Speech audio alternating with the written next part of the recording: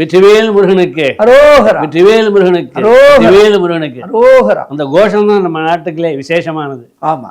அரோகரா. அரோகரா. முருகங்கிறது நம்ம தமிழ்நாட்டுக்கே ஒரு விசேஷமான வழிபாடு. ஆமா. மற்ற ஆச்சேது இமாச்சல்னு சொல்றோம், இமயத்திலிருந்து குமரி வரைக்கும். ஆனா தமிழ்நாடுன்னு சொன்னாலே முருகனுக்கு தனி. ஆமா. ஆமா. ஏன்னா எல்லா இடத்துலையும் சிவன் இருப்பார், பெருமாள் கோவில் இருக்கும். பொது பொது வடநாட்டில் பார்த்தீங்கன்னா முருகனை வந்து நீங்க கார்த்திக்னு சொல்லுவாங்க. கடுமையான பிரம்மச்சாரி. அந்த ஒரு விஷயம் என்னன்னா, ஒரு சிலர் என்ன சொல்றாங்க, வடக்குல இருக்கிறவங்களை முருகனை வழிபடுறாங்களா அப்படின்னு கேக்குறாங்க. அது சரியான ஆமா, அங்க வந்து கார்த்திக்னு பேர். இன்னைக்கு கூட கார்த்திகைன்னு சொல்றோம்ல, நட்சத்திரம், அதனால தான் கார்த்திக். ஓ.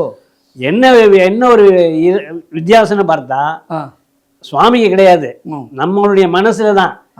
அங்க வந்து பிரம்மச்சாரியா இருப்பார், எங்க கார்த்திக்னு. இங்க வந்து சம்சாரி, டபுள் சம்சாரி, வள்ளி தேவசேனாவோட.